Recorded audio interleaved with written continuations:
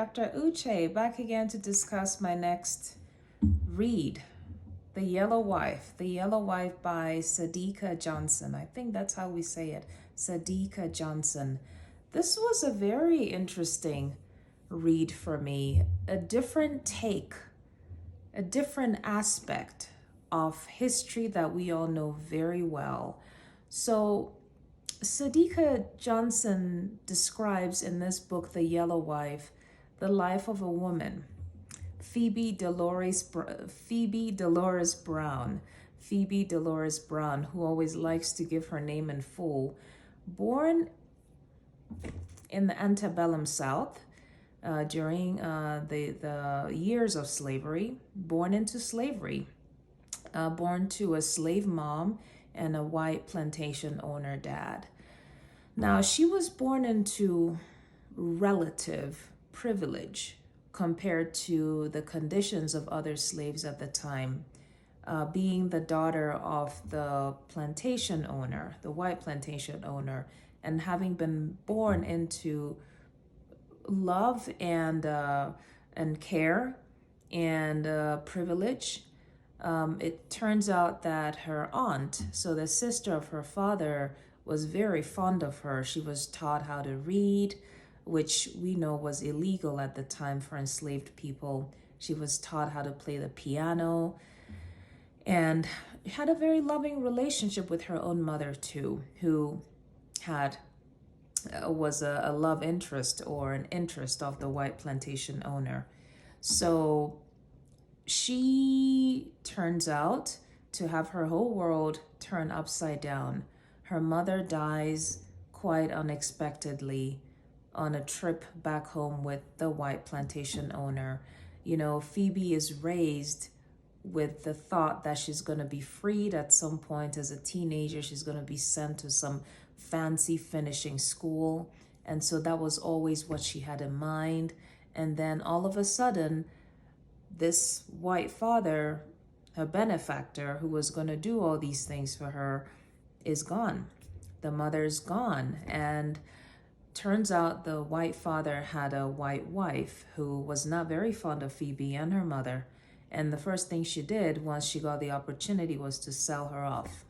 So she gets sold off to another person, another owner this time, a man called Reuben Lapierre, who is somebody who runs a jail, a prison for enslaved Black people.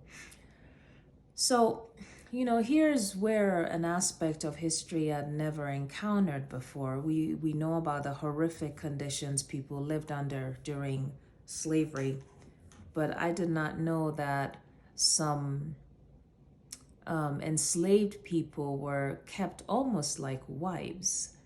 Now, to use the term wife is something I balk at the word, because that was, of course, not the case. But to some extent, society accepted these enslaved women as living in a wife role to these owners, these white people who owned them. And so this became the situation Phoebe found herself in. And she actually goes ahead to have children for this man. And these children are brought up in relative privilege, while other Black people just a couple of feet away are kept in these horrific prison holding cells, prepped for sale and all sorts of horrific things. And even their own mother, in her situation, is a situation of abuse. She's kept against her will and supposedly to act as wife to this person, which is against her will. And turns out that before she left her original plantation, she had a young man she had loved called Essex. So Essex escapes under very weirdly unfortunate set of situations. I don't want to give everything up. I'll leave you to figure out a few things by yourself when you read it.